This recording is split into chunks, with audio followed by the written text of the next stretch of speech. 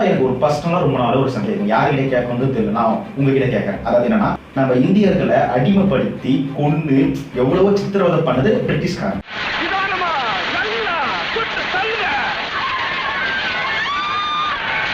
அவனை தோன்றதுக்காக இந்தியாவில் இருக்கிற முஸ்லிம்ஸும் இந்துஸும் ஒன்னா சேர்ந்து கிறிஸ்டின்ஸும் ஒன்னா சேர்ந்து எதிர்த்து அவனை துரத்தினாங்க. துரத்தி முடிச்சுட்டு இப்போ இருக்கிற கரண்ட் சிச்சுவேஷன் வாங்கல. இப்போ என்னன்னா முஸ்லிம்ஸ் வந்து பாதி நாடு தனி நாடு கேட்டு பாகிஸ்தான் பிரிச்சு போயிட்டாங்க.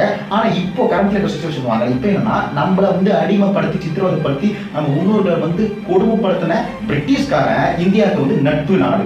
ஆனா அவனை வந்து துரத்துறதுக்காக நம்மளுக்கு உதவி பண்ண பாகிஸ்தான்காரன் எதிரி நாடு. இப்போ வரைக்கும் அப்படிதான் மெயின்டைன் பண்ணிட்டு இருக்காங்க. எனக்கு அது பர்சனலா பிடிக்கல. நம்ம அது உலகத்துல வந்து 100% நல்லவங்களும் இல்லை, 100% கெட்டவங்களும் இல்லை.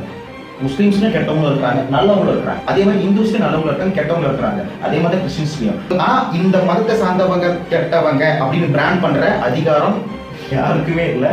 ஆனா இந்த மதத்தை தழுவி இருந்தாலே அவங்க வந்து தீவிரவாதிங்க தான் அப்படின்னு சொல்றது வழிகட்டன முட்டாள்தனம். ஹேண்டில் கீழே லிங்க் இருக்கு, அதை டச் பண்ணீங்கன்னா ஃபுல் வீடியோ வரும். அப்படி மறக்காம சேனலை சப்ஸ்கிரைப் பண்ணுங்க.